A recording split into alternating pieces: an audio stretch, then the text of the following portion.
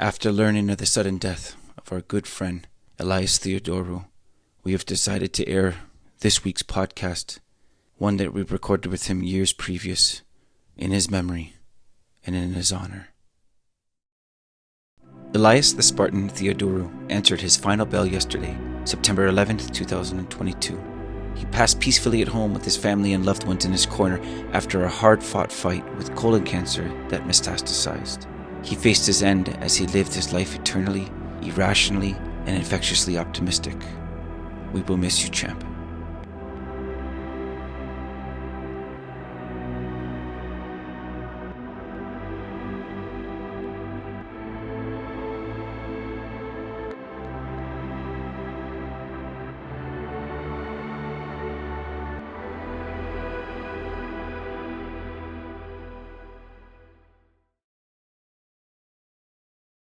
Fight, fight, fight. The crowd usually chants as two teenage delinquents go at it on screen. In this instance, it was for real. There he was, 10th grade, Elias Theodorou, fighting at school. Recorded on a Motorolla Razr, this victory birthed his high school reputation as a fighter. Elias later went viral on YouTube before he even knew what YouTube was. This time he lost the fight. Without batting an eye, his Greek father told him to become a UFC fighter. This wasn't to happen again. Now Elias is preparing to build his reputation as a legend amongst the UFC elite. Equipped with one of the best attitudes and hair in the UFC, we're sure he'll be victorious. Ladies and gentlemen, Elias Theodorou.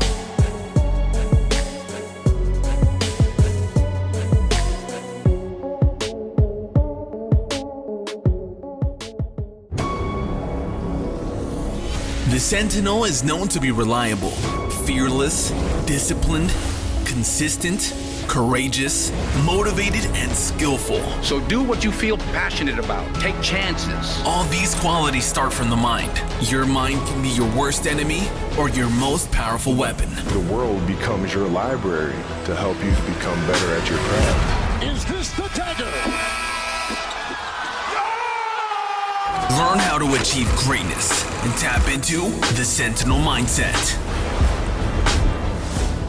Well, good morning, everyone. Good morning on this wonderful Monday morning. I always say wonderful Monday morning. Absolutely. Mondays are days that a lot of people don't look forward to.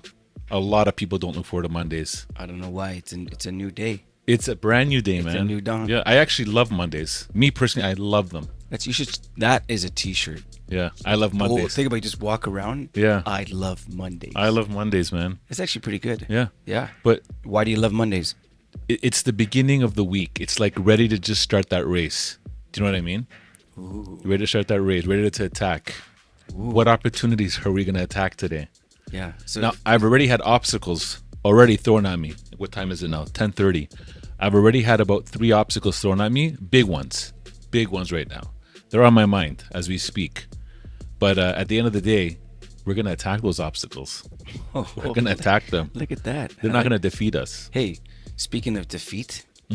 Beautiful. How we just flow into things. Isn't that amazing? You're not supposed to comment on the...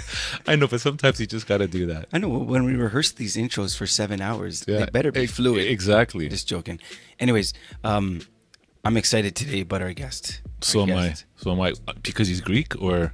Well, I mean, because he's Greek, you should say his full name. Oh, yes. Elias. Now, everyone calls him Oh. Elias, but I might correct him today because he might get confused. Oh. It's Elias. You're going to bring him back Theodorou. for the home country. huh? Exactly. Really? Elias. So Elias is the actual Greek way of saying it. However, the English version is Elias. You know? Yeah, it doesn't sound as good. Yeah. Elias. Elias. Full name. Theodorou. Okay, so Yeah. pronounced as it's Yeah. spelled. So if everyone, oh, he's always kind of messing up names. I'm not messing this name It's up. you. know Yeah, what I mean? I guess maybe that speaks into how you phonetically how you pronounce names. It's that Yeah. that Greek, I guess what's the word? Error. Okay. You know what I mean? Right. You know. Somewhat. But yeah, that's who it is today, man. Elias. It's like my mom. My mom, she's Polish. My brother's Justin. Okay. But they don't say J. They say like Y. Like Justin? So she says she kind of says. Look, she has no accent, but Yeah. she kind of says Yastin. Oh, really? Yeah, Justin. Yeah, Justin. So we would make fun. How funny is that? That gives you an idea. Picture it to my family. We would make fun of my brother the way my mom says his name. Really? Think of it, I mean, that's It's not nice. not nice. But yeah. Well, why are you excited about Elias? Oh, look at that. Bump, Yeah. set. Yeah. I'm excited because it is the consummate winner. And I don't mean by outcome, I mean here. Okay, the mind. Yes, because we both watched him Saturday night compete. Man, that was an amazing fight. It was. That I felt tired watching that fight. I kind of want to get in his brain just to get an idea. It seemed exhausting. Right. Two big boys going toe to toe. He didn't get the outcome he wanted. He lost. Right. But man, it was amazing. Just even in the correspondence since then. It's been 48 hours? Yeah. Not Yeah. even. Not even 48 hours. It's not even 48 hours. Yeah. And this guy's like so excited to come this morning and be on the show, and it's just amazing. Like the bounce back mentality of just like a new day. Why should he wallow on what happened Saturday night? Like he's all about learning, and like, man, it's just amazing. Well, I was thinking two things on Saturday. The first thing I was thinking was, man, I hope he kills it. You know what I mean? And Yeah. I hope, look, in a fight, we've seen fights enough, Mike. You get to that point where you're battling, you're going to come back with some sort of injury. Okay. So I was thinking, man, I'm wondering if he gets a punch, or if he gets like, scuff or cut open, will he bother coming down? Because, at the end of the day, he is the Greek Spartan, right? He has to look his finest, right? True. You know what I mean? and then the second thing was, if he does, for whatever, lose, will he still want to come in? I mean, you can get put in a funk sometimes. Now I ask you that. You were kind of I guess you were mindful of that. That Yes. if he didn't win, Right. would he come? Right. Would he come in? Right. Yeah. And you thought you were prepared for it. I ask you why. Is it because you wouldn't come in? Like if No. that happened to you Saturday night, would you not come in on Monday? Because So for me, I mean, you can understand. it's human nature. I mean, you go through something traumatic, right? And at the end of the day, your mind's everything. Your mind kind of dictates what you're going to do in life, whether you're going to choose one path or the other. However, we talked about this last week, is about the whole thing about mental strength, right? If you have this overcoming element where any obstacle gets thrown my way, look at the Michael Jordan quotes. It doesn't matter how many shots you take or how many losses you take. It's that 1,000th shot or 14,000th shot that's going to basically define you. And at the end of the day, he said something in his Instagram quote. He said, the next day or that Who's night. this, Elias? This is Elias. Elias. Yasu Elias. He said, what did he say right now? Something along the lines of, Mike, you heard that. We actually said that. Sean Pearson said this exact same quote. He goes, there's winning and learning. Winning and learning. Yeah. And he said he's so excited, like so grateful with his corner, so excited to get back to work. Exactly. And learn so many things. He learned so many things, and to like sink his teeth for the next one. And this is why he's a winner. Amazing. It's all in the mentality. And right now, I mean, we'll talk to him this morning, but I can guarantee you he's right now ready for his next opponent. Like he's going in there mentally to get ready for that next piece. And it's all about getting hit and getting back up. And this right now to me has already started. That's a perfect example. It's like, look, let's pull back. There's that whole thought of when this happens, then I will be either successful, respected, or like it will. Right. There's that thinking of like we will arrive when. Yes. Okay. This whole where they talk about like life is a journey. It's like success. It's not a destination. You don't just like get to some point and then I'm successful forever. Exactly. I can rest. Absolutely. Right. You notice these guys. Anyone who has any mental fortitude, they literally. Doesn't matter if they get knocked down. It's just the next step and the next step and the next step. When they look at their steps, where it got them, or their body of work, or their reputation, they have a winning reputation. Absolutely. Right? Like it does not matter the outcome of each step. No.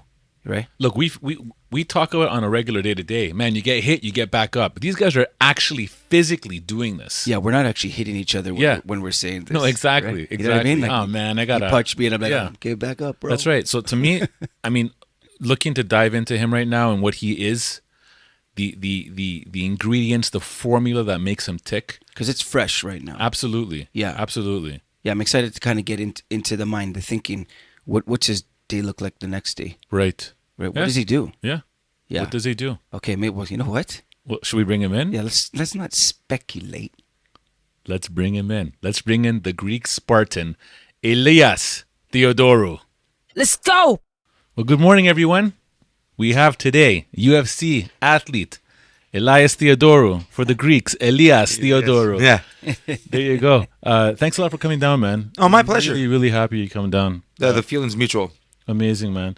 And like, I mean, they do say the rumors or the legends that your hair is top notch. I mean, look at that, man. Like those tightly knit braids. I mean, it looks sick. Yeah, well, I usually keep them in braids. Well, I keep them in braids for the fight, and then kind of like hang on for a little bit longer. But whether it's braids, long hair, man bun, just keeping it. There you go, man. There you We're going. The main event, MANE. What's your official reputation? The best hair in the UFC? Yeah. Well, the best hair in MMA, arguably the best hair in combat sports. Oh, I like that. I like that. Case in point, we're watching your fight on Saturday. I'm sitting on the couch with my daughters, and look, they see a fight. They know Daddy loves this stuff too, and all they're commenting is on your hair. Nah. Right? They're like, "Wow, his hair. Man, that must take a long time. It looks really good." So I'm like, "Look, I'll show you how he normally has it." And I pull up, and then your UFC profile, like it's glorious. Have you seen it? It's like I think the profile is like a circle. Yeah. It's like a circle image, and his hair literally goes beyond the circle. Really? So my daughters, they're 9 and 12, and they're like, "Wow!" Like That's crazy. Well, send my regards and appreciation. Yeah, they know it takes work to keep. Yes, it that for good. sure. Yeah, we both would if we could, but. No, absolutely. I mean, I used to have really long hair. Like really down to here. It's a Greek thing. Oh, yeah. The Gino days, right? Yeah, go for stages, for sure. You trying to show them up right now? No. I can't show them up anymore. Life took over, right? But man, it's one of those things where I mean, like I said, we've had knowing people in the area kind of connected us. Neil again connected us with you out directly. We've been knowing you've been in this sports for quite a while right now, specifically doing your thing right now, and it's one of those things that we kind of saw for the first time. 231. Our company was hired to provide security for the UFC, and to see what happens in the octagon opposed to what you see on TV are two complete different experiences. For sure. You know what I mean? Yes. And I mean, you're going for war in there, like literally. It doesn't translate from home when you're watching it on TV. You don't get an idea of the impact of, as we said, flesh on flesh. I remember some of your kicks because you fought UFC 231 and won. That was an amazing fight. Thank you so much. Some of your low leg kicks were just like the sound in the arena. I remember just like it was literally like, bam! Like you wouldn't think it would be that loud, but like you get an idea of the magnitude, the strength. For your fight, the commentator was actually saying, he's like, "Did you see it? Did you watch it back?" I haven't watched it yet. You don't watch What's it it back? called? I've seen some of the highlights or whatever like that. It's one of those things where I'm going to sit back with my coaches and obviously take it in. You do that whether you win or lose, but they've looked at it and said that there's much to take on the positive and the negative, and it's just a case of growing whether you win or lose. Yeah, and the commentator, he was a British guy. I forget his name. Michael Bisbeck. Yes. So he's saying, he's like, "Look, it looks like that's just a kick," and he was trying to say like to the crowd, he's like, "No, that's not just a kick. Those hurt, man." He goes, "Those hurt," and the way you were kind of almost baiting him high and then just chopping him down low. He was saying like he was actually saying in the fight that like you do not appreciate how hard those kicks are. Yeah, and it's even one of those things where, again, like I mentioned, my coaches have watched it a couple of times. They were saying that Derek, the reason why he went for the takedown so much is because I was chopping the leg down. He has the actual record in my weight class for the most first-round knockouts in middleweight history. Right. So, again, I've won some and I've lost some, and it's one of those cases where sometimes you can visualize a fight million times over, and when it doesn't happen the way that you expected, because I expected him coming out guns ablazes, right? And a lot of those counters and spinny attacks that I was doing were supposed to be in reaction of him coming forward. Yeah. So the baiting was supposed to get him to come forward and commit, and I would translate my weight because it called?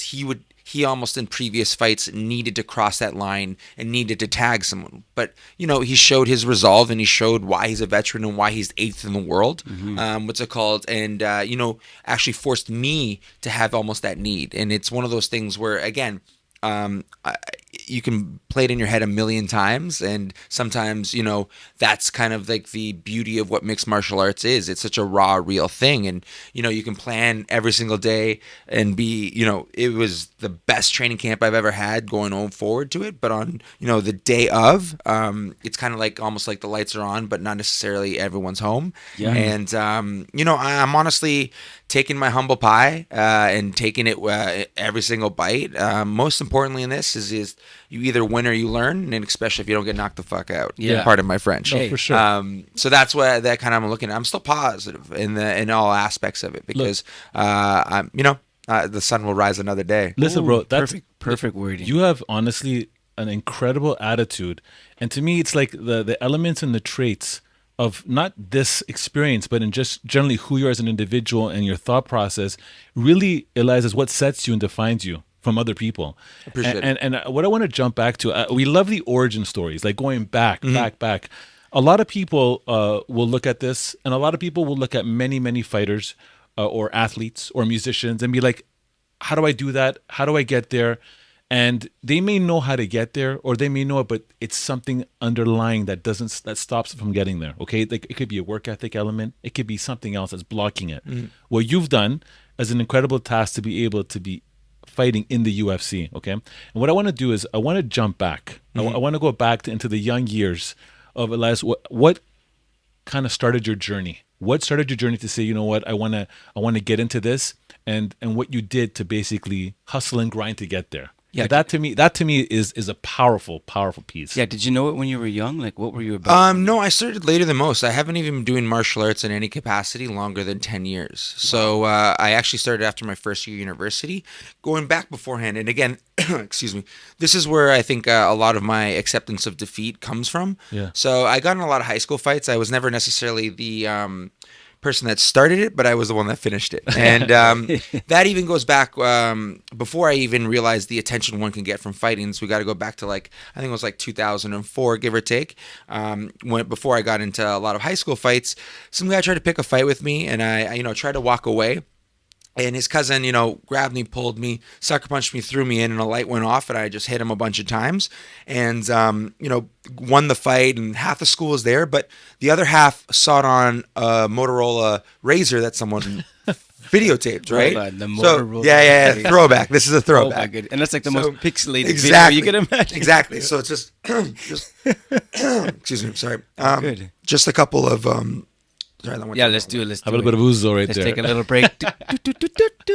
Yeah. So basically what ended up happening, I got a little phlegm. Yeah, we got it. It's all good. Take Got your it. time. So basically what ended up happening was got attention from that because I went around in school. That was on a Friday. By Monday, I was Mr. Popular. And then this is where I started getting my I started to get the identity of being a fighter, right? Reputation. Yes, exactly. Yeah. So How old, what grade was this? this was in grade 10. Grade 10, okay. So from grade 10 till about grade 12, got in a bunch of high school fights, won them all, thought I was king, thought I was this, that, and the other. Come back from, the first year university, go to the old watering hole, and pick the fight with someone that I shouldn't have.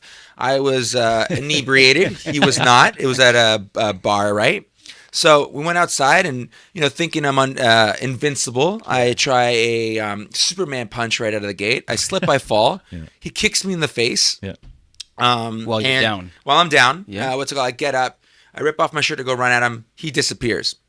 Didn't think anything of it. Whatever. You win some, you lose some. Yeah. I go to work. I worked at Foot Locker at the time. And, telling my friends, oh, this crazy thing happened, et cetera, et cetera. And then I go, Elias, another friend comes from that I worked with comes in and he goes, Elias, are you okay? I'm like, yeah. How would you know? Because you weren't there. And he goes, you got kicked in the face last night. And I was like, again, you weren't there. And he goes, it's on YouTube. And I'm like, what's YouTube? Oh my goodness. This what's is a it good called? Intro. And I'm like, what's YouTube? So I go on it, and lo and behold, think of this. I had like 20 high school fights, undefeated. I think I'm Yeah. And it's a Kings. crowd. Yeah. High school fights exactly. matter because Exactly. you get all the guys that go crazy. 100%. Most of the Some girls ladies, are screaming. guys, whatever. Yeah, and the girls are screaming like, stop. And Yep. Yeah. But point being, now it goes viral. right? It's like on one of these like YouTube things. So like nearly 1 million people see it in like a week. And I have no idea what the idea of going viral is, right? right. So what's it called? Devastated. And what's it called? Confide with my father. I'm like, Dad, like my identity, like this is everything. Like what do I do? And he goes, well, you love that UFC stuff so much. Why don't you go to a gym and make sure it never happens again? Wow. And I'm just like, you know what? I'm going to go there. I'm going to learn something. Sure enough, I centered myself and I just, went full in less than what's called 10 years. I went from a fan and a very, very green amateur to competing at the highest levels. Isn't that so, interesting? Man. what's it called? From the first day I went to the gym, I became pro 3 years later, give or take, and then from my first pro fight, I became the first Canadian Ultimate Fighter in 3 years. So, defeat is something I've tasted before, and again on a large scale, like I did moving forward. But it's one of those things where, again, especially in an individual sport, like I had the best camp moving forward. I had the best camp going into this. I have a great team, great training partners.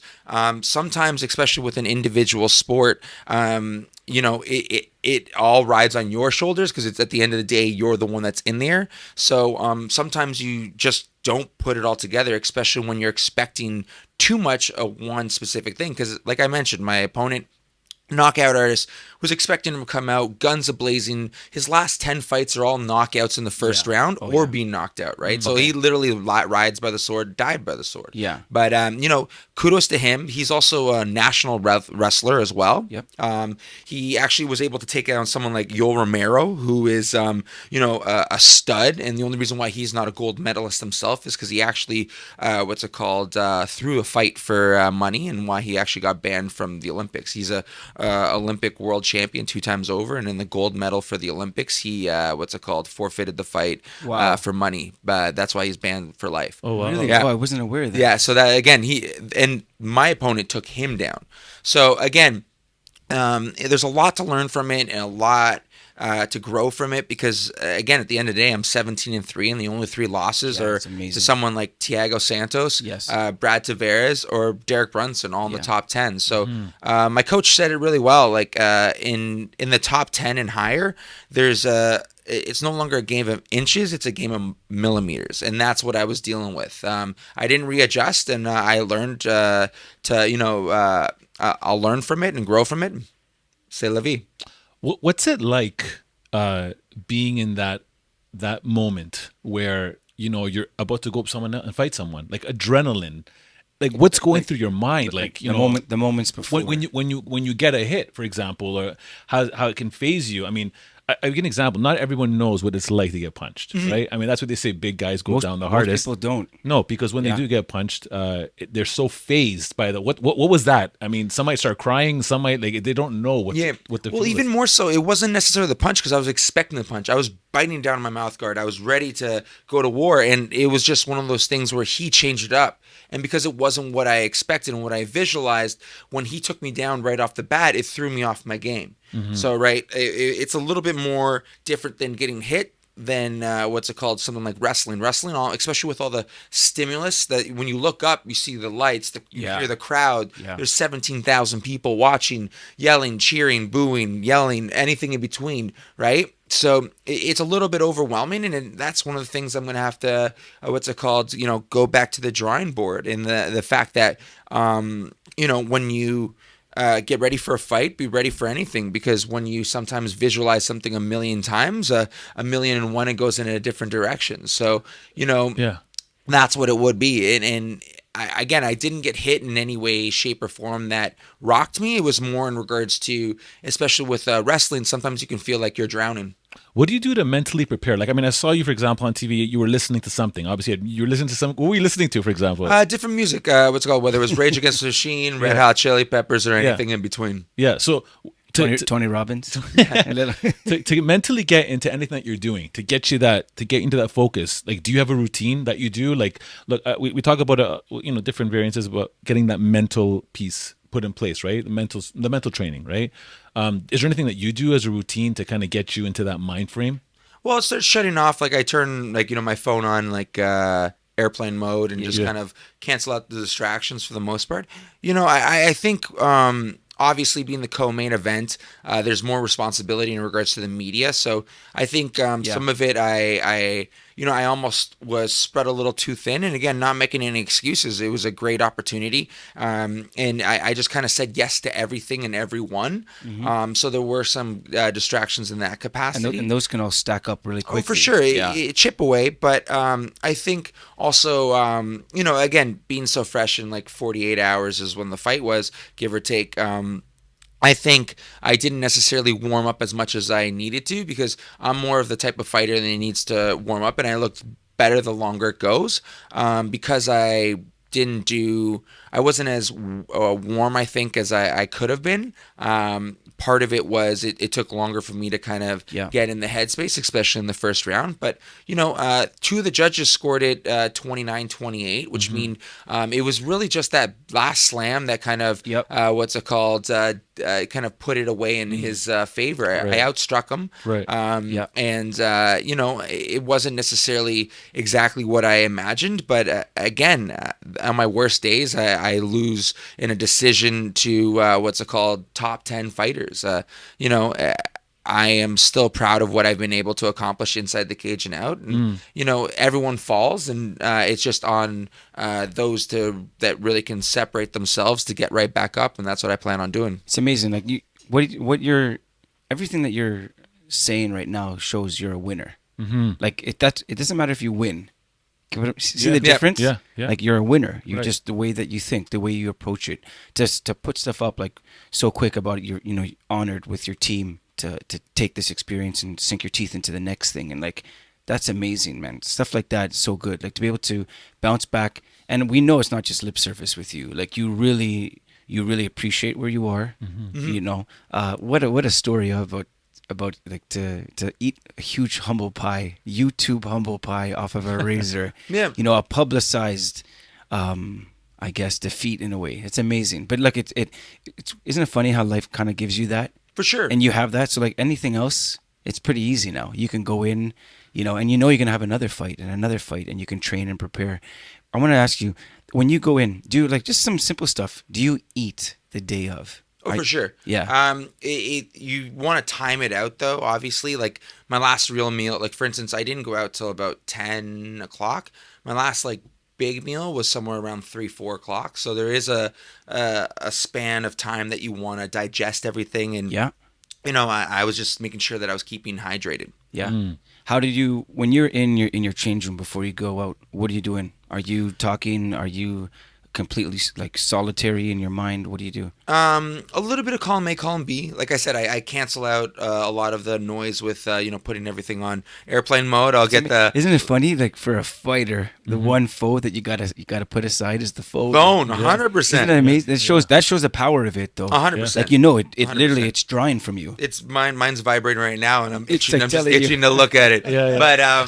But point being, what I was going to say, it's going through what we worked on. Again, one of the more important things is to do is, we all have self-doubt. We all have this, that, and the other. I am, was completely ready. It's just, unfortunately, sometimes all the things that you kind of bring to the fight didn't necessarily come with you into the cage. Yeah. But again, the guy that I fought is 8th in the world for a reason. So it's one of those cases where, I tried to shoot up. Now I'm going to fight someone else and prove that I still belong in the top 15 and then just jump right back in there. Yeah. I think it's one of those things where, again, if I didn't accept certain things, like certain takedowns, I accepted it. It's almost like, again, the stimulus that I talked about, you're almost like one step too slow, like a second too slow, where he got my hips and I'm like, oh, he got my hips. Now I almost was waiting to see what he was doing next rather than saying, no,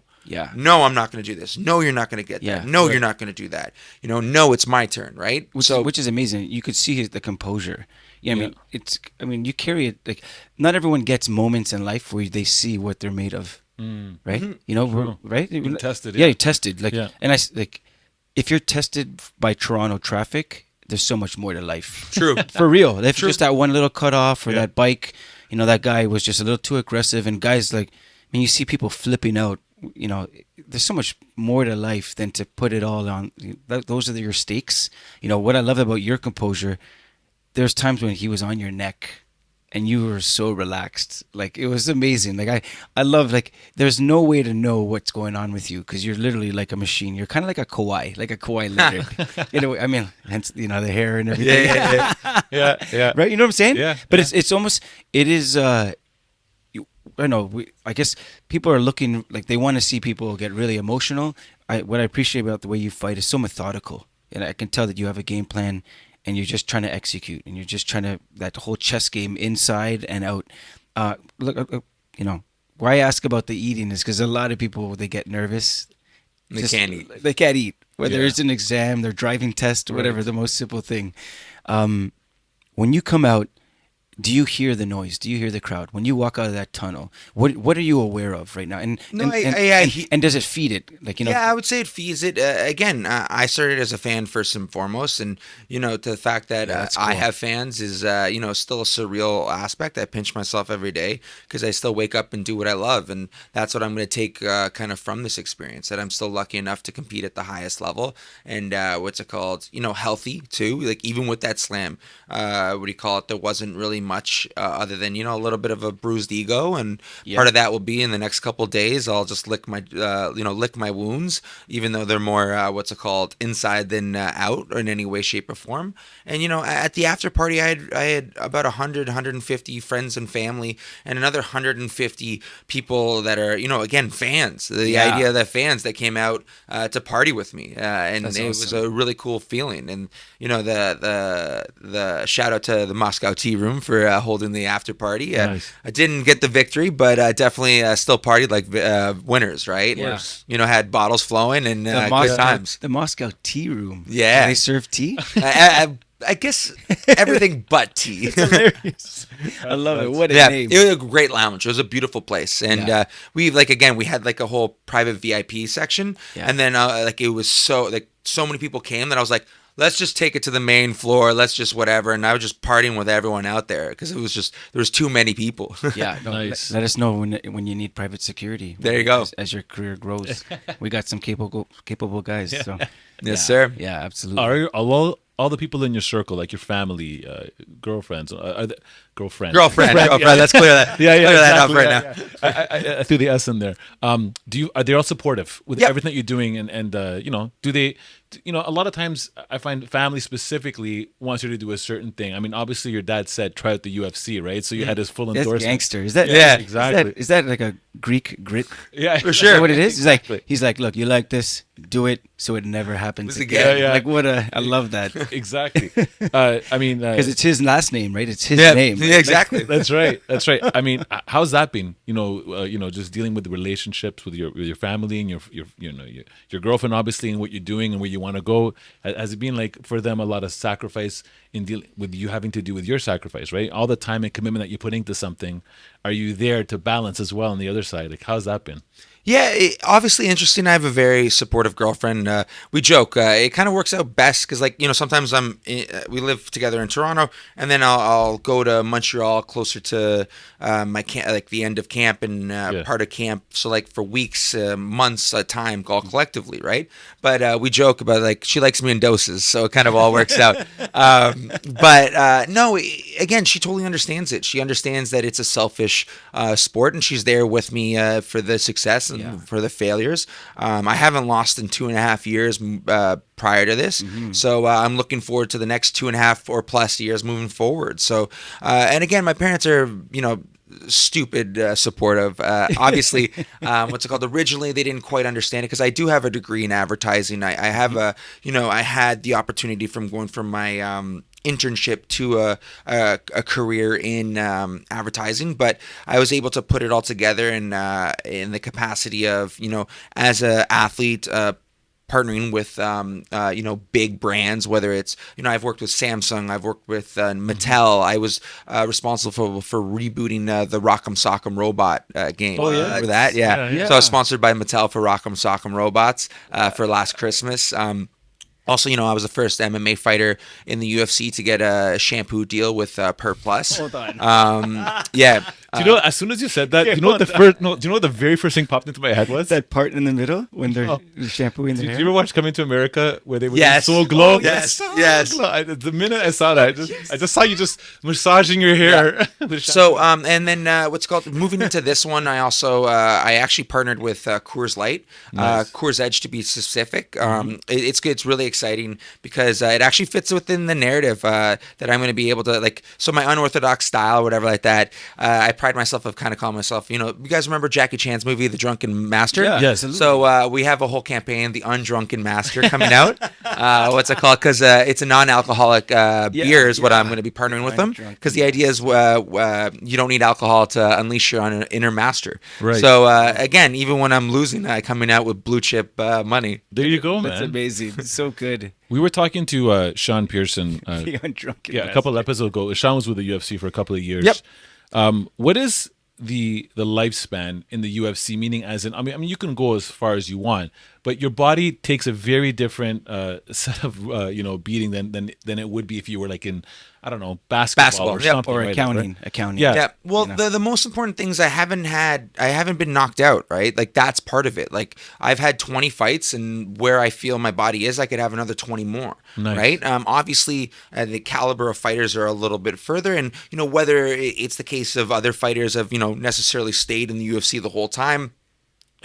I'm obviously in the UFC now and plan to be for quite some time. Nice. But I kind of see myself, have still about 3, 4, 5 more years left in regards to my fight moving forward. Okay. I think it's one of those things where, again, if you're talking about statistically speaking and like actual, if you want to look at the science behind it, speed goes first. And that's usually the lighter weight classes, right? Right. So power goes last. So you have someone like George Foreman, obviously, historically speaking, that can come back at 40 and win the title, right? Because power goes last. So all he needs to land that big friggin' hand once or twice, right? So someone like in a middleweight, like the average median weight class in the 185 division is about 36, 35. So Okay, wow. I still have about 4 or 5 years. And Yeah. again, if my defeats are these ones where there's not much damage in it, just kind of outsmarted the night of, then there's many more, opportunities moving forward. But Nice, man. obviously just going to look at it case by case and step by step. And the first step is getting back in the gym after this week, like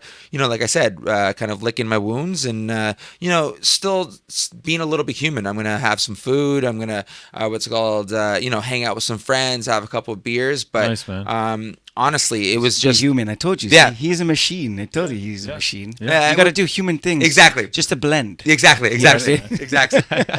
But again, like the kind of time frame that I'm looking at is they already announced just leading up to it a July 27th fight in what's called Edmonton. So that's tentatively what I'm looking at.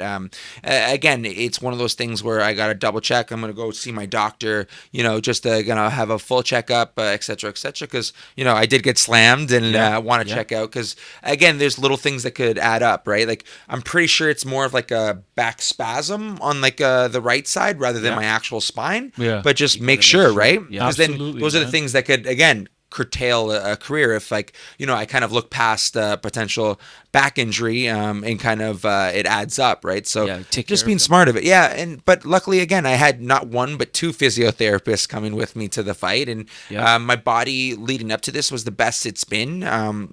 In regards to any type of, injuries, et cetera, So, again, as I mentioned, the sun will rise another day. And honestly, I still have a smile on my face. You do, man. Yeah, Very happy I think no matter what, you're gonna have a smile. Yeah, It's exactly. good. Being human. If you weren't doing this, what would you be doing? Everything that you know, like not, everything that you've been exposed to. You have these endorsements and kind of what is the potential from this viewpoint. If you literally had to rewind the clock and start again, but you didn't fight, what would you be doing? I'd probably jump again in the advertising industry because again, what I've been doing is kind of advertising the brand that is myself, right? So either way, like I've essentially been a boutique ad agency for the last little bit where the product is myself. So Yeah, I like I that. can take my resume, like, you know, when it's all said and done in the next 5 years, I could take my resume and, you know, walk into an ad agency and say, look what I was able to do. Absolutely. What's called individually, and here's the blue chip sponsors and Yeah. partners that I've been able to do, and et cetera, et cetera, et cetera. And also, again, possibly even managing what's it called, other up and coming fighters, because I can show, hey, this is the roadblock to get yourself from what's it called, not only a pro fighter to the UFC, but literally walking into the gym and being an ultimate fighter in 5 years. That's right. Yeah. From student to teacher. Yeah. I mean, there you go. You also do some acting. Yep. Okay, so one of the things I was reading about, which I thought was, what is it? The Red Door and Lemon Tree? Yep. That actually sparked my interest, man. That's a really cool thing. Looks that like you're a trying to really do. cool project. Yeah, I'm and really excited. King Minos. Or is it- Minos. Yeah, Minos. Yeah, Yeah. yeah. I had to go American. I'm sorry. Yeah. See, we're alternating. Yeah, exactly. Are you really Greek? Is there like a Greek test that we could see for us? So first of all, you have the you know what? There's probably an app on to see how Greek you are. yeah, exactly. Feta cheese. Exactly. That's all that comes up. That's right. Tell us about that, man, because that's very interesting. Yeah, I'm really excited. You're going to Crete for I'm that? going to Crete to Oh film it. my Poor God, me, right? man, wow. So I get to lick my Going wounds where? in Crete. He's going to Crete, man. Crete. I don't know. Basically, it's a beautiful island. What's it called? I don't know. Where Scarborough. yeah, I'm gonna go to a beautiful island to film a Hollywood movie, and what's it called? I play King Minos, as mentioned, the first king of Greece, Crete rather. I play a very important role in the apex of the film. Yes. Without giving up too much. Yeah. Basically, I'm the I'm the gatekeeper of the underworld. So that, like, again, it's a very important part. Yeah. The hair's involved in too. Yes, the hair's involved in too. amazing. That's the so first thing. sick, So man. Crete's an island. And, Yep, and, it's one of Beautiful. beautiful islands. Yeah. What's it called? The director and writer, she's been sending me, throughout the fight, a whole bunch of locations, and I'm like, because again, like, there's a whole component of it Yeah. that I don't want to Yeah. ruin, but the way to explain it, it's a romantic comedy with a fantasy twist, obviously. Right. Okay, nice. And that starts filming this That month? film's June. I'll be there June 3rd to probably 10th, 12th. Wow. Yeah. What an experience. Yeah, man. I'm so excited. I'm like really looking forward for you. And I'm not even going. I'm thinking how amazing that's going to be. Yeah, I'm so excited. So, like, again, that one's Hey, gonna don't be be surprised. He's been known to pop up on set every now and then. Hey, stranger He things just- have happened. He might More than just be welcome. there. Look, He might if I be remember there. correctly, I think I asked you this way back when. But do you? I mean, obviously your parents spoke Greek in the household, and did you ever pick up the language? Because I know it's kind of getting lost right now. Like my kids, for example, 11 and 13. I think I sent my daughter to Greek school in JK, and then I pulled her out afterwards. Unfortunately, it's about the same with me. Like, I can understand it, and, like, again, because all my family is Greek, Yeah. so there's a nice blend of Gringlish, is what I like to call it. So, like, what's it called? It bounces back and forth, Yes. and as long as I know what the conversation we're talking about, Yeah. I know exactly what we're talking about. For sure. It's not comfortable enough because I Yes. don't do it. But between that and also French, I definitely need to. That's actually kind of the plan to kind of reinvent the wheel in that capacity in regards to my own ability. I'll to tell you this: speak. when you go to Crete, I guarantee you, because it's going to be all over, Yep. man. You're Yep. gonna pick up something.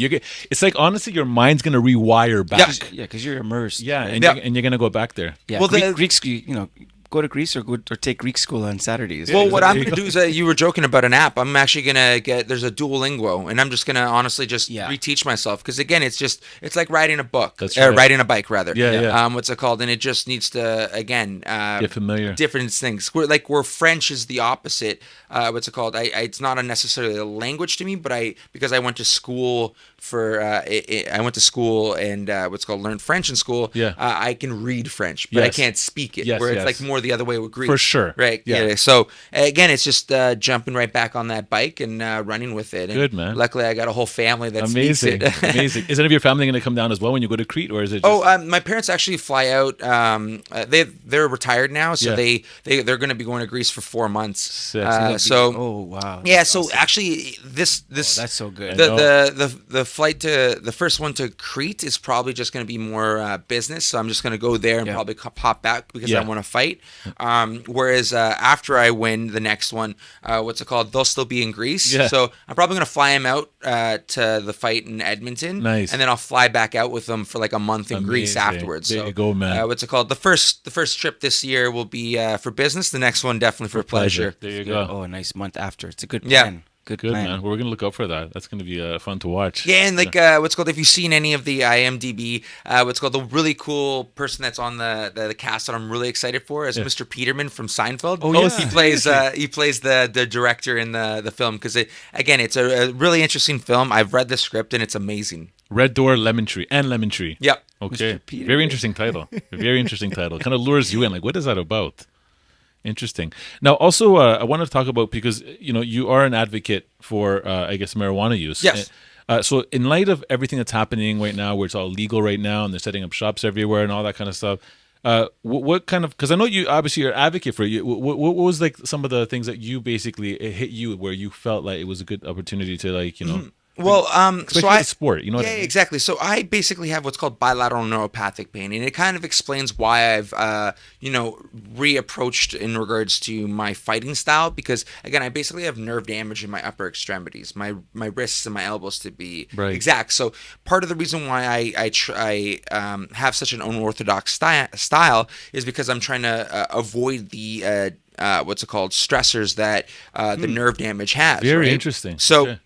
Is that consciously, or do you think consciously? Yeah, consciously. yeah. So again, even though, for instance, prohibition in Canada has been removed, it doesn't mean that access to cannabis is actually for everyone. For instance, not only athletes like myself, but other types of first responders and union workers and stuff like that who have a stigma as well, where it's not treated as medicine like other first line medicines. So specifically in regards to what I'm fighting for what's called a therapeutic use exemption. So being able to use my medicine as prescribed by my doctor until weigh-ins. That way, because right now you're basically the way it kind of works is you're basically tested, and the way the drug testing is it finds in your fat soluble, so you actually have to stop using it much earlier, where again, the lack of medical quality and the capacity of the aspect, someone can have Vicodin in their system, someone can have an opioid in their system, and it wouldn't be an issue. Whereas if cannabis was in my system, I'd be suspended for 2 years, up to 2 years, right? So again, what I'm fighting for is medical equality, and my case will set precedent not only for myself but all other athletes under the Olympic testing pool moving forward. So they're very close-minded, basically. Yeah, it's an outdated mindset, and part of it also is the fact that. With United States Anti-Doping Agency, the company that the UFC partnered with, it's a U.S. company, and the U.S. still has cannabis as a Schedule I drug, which means they look at it as the same as heroin, and there's no medical property to it, and that's the uphill battle that I'm fighting. Even to the point where the organization says, yes, we understand, we agree you have your medical condition, but we want you to exhaust all other medical options. So they want me to take opioids, they want me to take painkillers, they want me to take all these other options, where again, it's not only the fact that they don't work with me as good or as well in regards to my condition, it's also the side effects afterwards. So for instance, Lyrica is one of them that they want to take. I take Lyrica, and within a week I'll add 10 to 15 pounds of inflammation, constipation, and everything in between. Now imagine you're constipated and you got to get punched in the stomach for a living. So again, there's other side effects that add to it. But it's a process and an uphill battle I'm determined to fight. I've already kind of the way, again, I believe in clean sport. I believe in USADA and all it stands for, WADA, which is the World Anti-Doping Agency, and the larger company above that.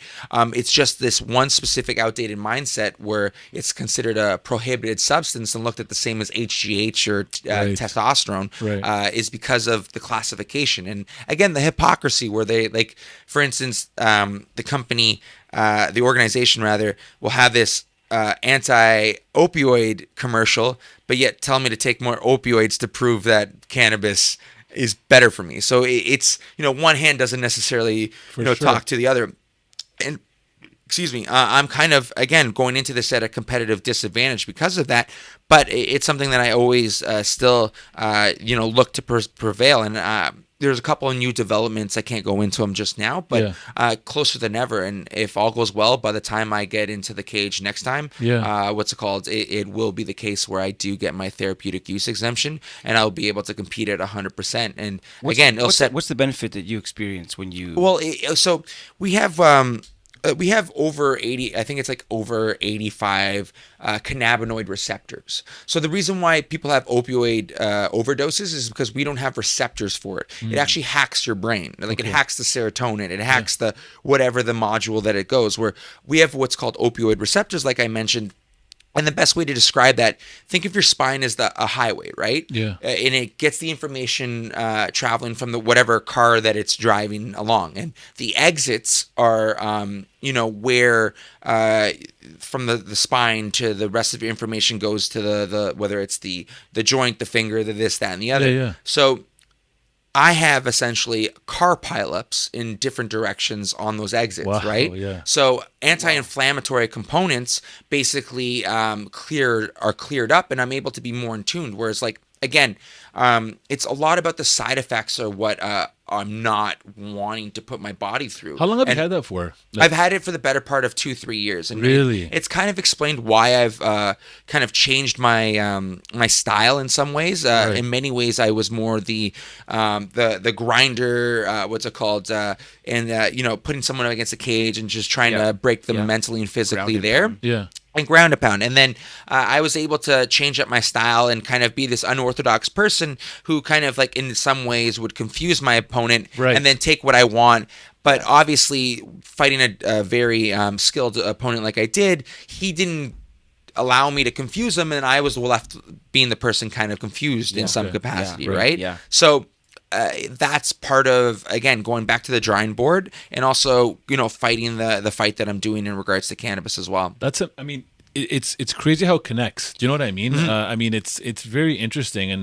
And to me, I'm actually really proud that you're taking that stand. A lot of things are basically put in place without, like you said, old school style mentalities, right?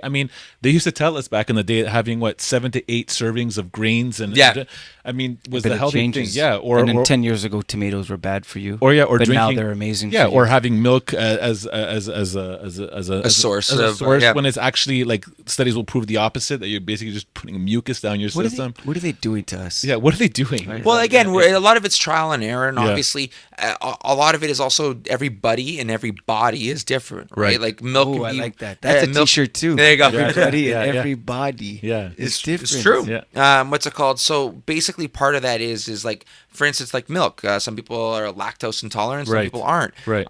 So it's in many ways figuring out what works best for your body. So I know because of my doctor that medical cannabis is right for me, and it's the better option, especially because of the harmful side effects and also the addictive property. I don't want to be, cannabis has never resulted in any overdose because, again, those same cannabinoid receptors that we talked about, in order to actually quote unquote overdose, you have to actually smoke in one sitting 2.5 times your body weight, which is physically impossible. Right. So like that's the difference, where like a handful of pills can kill you. Yeah. I know. I want to ask, I'm going to bring the conservative mentality stigma. There's a stigma with marijuana. There's this huge conversation going on with it right now. For some, it's a big deal. Others, it's like, what's the big deal? Mm-hmm. So, understandably, the stigma is, when you think of it traditionally, the wrong people did the wrong thing. They would sneak behind the portable, or they'd be, in that, like, they would lock themselves away to smoke, right? Everyone knows that young guy who was bright-eyed and so ready for school, and then after a year or a summer, or whatever, he ended up just being a weed head. Okay, mellowed out, never kind of there. So there's obviously abuse, right? Like, alcohol. Sure. Just look at, take any Friday, Saturday in any major city, and you see the way people are with alcohol. Mm-hmm. There's incredible abuse, but others, they have a good social time with it. It's not, So if just what would you say to that? What would you say just to that thinking? Yeah. Of, the stigma of marijuana. Well, I think you said it just right in regards to bringing up alcohol. I think, as I mentioned, every body is different and we're wired different ways. What's it called? If you want to look at it statistically speaking, we have the highest youth cannabis rate in the world, right? So part of that also explains why it was easier to get cannabis than it was alcohol here in Ontario. I don't know about you guys. It was easier to get cannabis because, again, of the black market that surrounded it, right? I'm a big believer that, especially when one's growing, they should, obviously look to allow their mind to develop. And I'm still, even with recreational cannabis, I'm still a believer in medical cannabis for that reason, because I look at it, for the most part, as a medicine, right? Yeah. And part of that, the stigma comes with the fact that it was illegal, but one needs to understand where that illegality came from. It came from racist laws. So originally, what they were trying to combat, there was a really rich man named William Randall Hearst. He owned all the cotton mills, and he also owned all the newspapers. So when he heard what hemp was, and that that it was the new billion-dollar crop, he used his propaganda machines, newspapers, to basically put racist propaganda in there, and said that it was giving black and brown people superhuman strength to attack people, because that's where the term marijuana comes from. Never heard of It's that. a scary. It's a marijuana is what's it called, foreign sounding name, which basically means almost sounds Greek. yeah, fair enough, exactly. So should we say it like that? What's it called? Where especially when essentially the aspect of, if you the racist component of it and the spooky language of it, it was essentially a derogatory term meaning a poor man's tobacco, but it was linked to black and brown people. And it was they were spreading lies and saying that it was giving them superhuman strength, and they were attacking people. So people freaked out because of the racism that kind of occurred at the time, and they put laws to kind of curtail that. And then you have to go look no further than the whether it's the war on drugs and other type of criminalization of cannabis, where especially in America, when they put what's called the 13th Amendment, which basically made African Americans equal, because their constitution originally made them 3/5 a man, right? They were 3/5 a person, which is crazy. Again, just crazy. That was in their constitution. So the 13th Amendment basically allowed them to, not have any slaves unless they're criminals. So this is just criminalizing something they did. And if you go to Richard Nixon, it came out in his tapes that they recently published. He knew that he couldn't, again, with the anti-war movement, he knew he couldn't throw black people and hippies in jail, but I can throw them in jail for doing something that they do that other people don't. And that was cannabis. Wow. So again, it's all racist laws. Perfect recipe. Exactly, all perfect laws, and that's why if you look at the non-violent drug offense, statistics in the States, African Americans are, I think, 20 to 30% higher in regards to being arrested, 20 or 30% higher in regards to their actual crime sentence, and even for the exact same sentence. In terms of severity. Right? Yeah, exactly. Yeah. That's powerful, man. Oh my goodness. Yeah.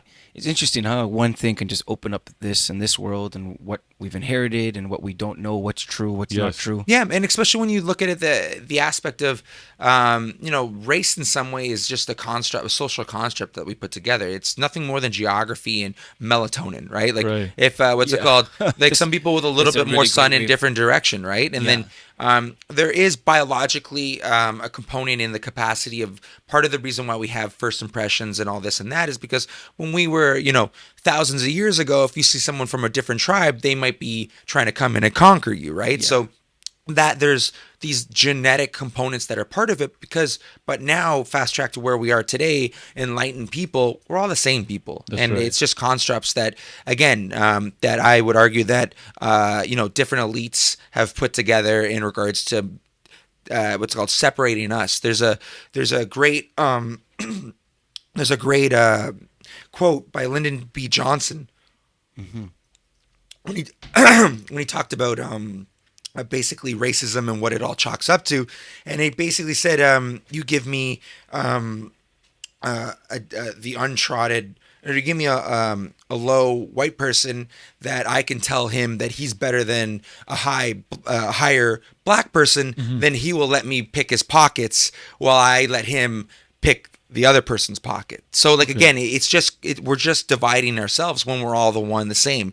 Again, it's all race in itself is just a social construct. But again, we have to learn from obviously the mistakes of the past. Interesting. And we've got to realize exactly it's control. They did the same thing for that as fear. You do that because of fear. You're afraid. Yep, 100%. And also, if you look at like Rwanda, for instance, the difference between the two people, because again, the Dutch that went in there, they kind of, with all their pseudoscience, try to find something different, and they didn't. You know what they did? They just gave one group of people one goat and one group of people two goats, and then they hated each other because of the fact that they were economically higher than each other, and that's where the basis of all that genocide came from in Rwanda. That's the root of it. Two goats versus one. It's ridiculous. Right. Again, race is a construct that certain elites have put together to basically divide the average person from each other.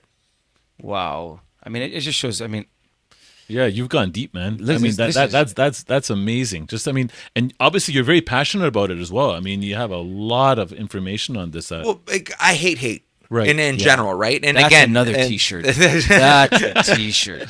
We could open up a T-shirt exactly. shop. We'll have an online store after this all. Yeah.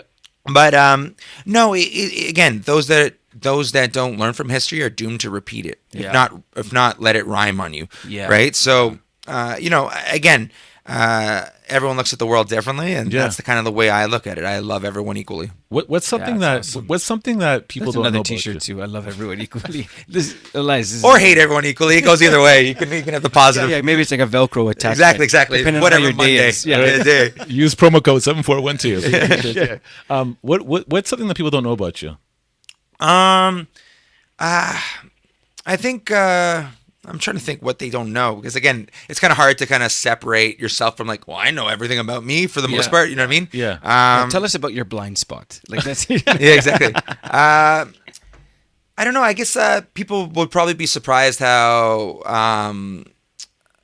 honest I am. Right. I guess that would be something that something like this loss can help me kind of put out there. And, right. Obviously, when you're willing to put yourself out there in such a raw, real way, not everyone has the same kind of bad days at work that I do, right? It's on such a public stage. And then especially, people that have never been in the cage, they have the biggest, opinion on it in some capacity. But for the most part, I've actually, even some of the hate that I've gotten, I've been able to translate it into love because, again, I'm going to be the first honest person about it where, it wasn't my best day at work. But, the difference between my bad day at work, you get to go home and eat a, bowl of ice cream, whereas mine, I could be potentially memeable. You know what I mean? So, but at the same time, I most importantly, the way I look at it is I didn't get knocked the hell out, and I get to kind of learn from it. A loss like this allows you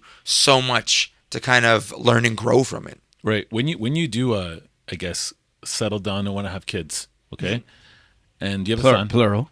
Kids. Yeah, exactly. Girlfriends. That's right. Yeah. And you have a son, and he basically wants to follow in the footsteps, and he says, I want to be a fighter. What would your thoughts be on that? Would you feel comfortable with that? Would you guide him in a different direction? What would be your initial thoughts on that? Obviously want them to do what they want to do, but definitely baseball's where I do it. Have you seen those $250 million I know. contracts? That's what we're doing. If I have a daughter, it's baseball. If I have a son, it's baseball. If it's a daughter, it's tennis. You know what I mean? Yeah. But in all seriousness, no, I've been with my girlfriend for many years now, and that's kind of the game plan in the next couple of years. For sure. But it's one of those things where, obviously, I'm in a selfish sport, and we're just kind of just making sure, in the next year or two, where we kind of plan on being, and having a lot of the selfishness kind of dried up in some capacity and moving forward. But and again, throwing out some statistics, I'm probably going to have a daughter. Is the way it's all going to work out. I know it's 100% going to be a daughter. And she could be fierce because some of fierce as hell, yeah. Oh yeah. And again, I would teach him or her to be powerful, both mentally and physically. And she will have the best hair. Exactly. That's amazing, man. Look, I mean, to me, again, it's something that you cannot fake. You have authentic written all over you, man. Yeah. I mean, Thanks. yeah, it's just one of those things. And I mean, to me, you don't have to do this in person. You can see this. It comes out of you. You can tell when someone's putting a cover on. You know what I mean? You can tell when someone's being fake. You can Because tell it's work. It yeah, takes work. absolutely. But I mean, the passion, the attitude, the humility. We talk about this all the time Yeah. about having a humble, a teachable spirit. Thirst for knowledge. Yeah. Just to be learning constantly, you know? That is an edge. That is an edge, Yeah. man. And that actually takes out a lot of people. I mean, in all industries, that takes out a lot of people. So the fact that you have this incredible attitude, man, that to me is one of the ingredients to your success. Yeah, it's so thanks so good. much. Like, no one knows their career, how long it's going to be, especially in the UFC. As you said, you have no idea. The next, training camp, you could do something wrong, okay? What's amazing about you is you're not defined by it. It's just so cool. It's so cool to hear how, if you told us in 2 years you're doing this, we'd be like, oh, amazing. 20 years you're doing this, amazing. Because it's like you're set up for life. Right. Like the way you think you're set up for life. It doesn't have to be just here. Like you never know. You might have a huge marketing firm, or you rewrite the Yeah. way Yeah. you rewrite, I guess, the agency agreement, the way that you work with your managers. Because like you have that type of mentality that it's better for you and people around you get better. And I say that just because there's a next fighter. There's some people, I always find it interesting that you guys could be going toe to toe. You're selfless, you're learning, you're humble, and then the other guy could be the exact opposite. And he's still in the same place. Right. Right. So just, being cocky, arrogant, not grateful, that guy still might be going for the title fight right up against you. Right. I think the difference is how happy you are and who's around you. Right. And do you have like those moments like mom and dad flying to Edmonton and that whole, we're around very successful people in the industry that we're in. Some of the most successful that I've been in close proximity with are the most miserable. Okay. And their life is hollow. They have they're worth hundreds of millions of dollars. We've had billionaire clients too. And you notice, I've noticed that it's not about money. It's not about success. What we, as the average public, think about what you go through. I think what you create your own success. You create your own kind of situation and scenario where like, I'm content, I'm happy, I'm grateful. I'm honored to have people that are on this journey with me. I'm grateful for fans that will celebrate me after, even though I lost. You know what I mean? Like all these things like make it sweet. To think that like you're just gonna only have ideal, perfect moments like in a movie, to like check off and be like, yeah, my life is great. In order to be happy. Do we know people who are miserable because they don't get what they want? All the time, man. Okay, so All what's the the time. answer to that? You don't get what you want. What's the answer?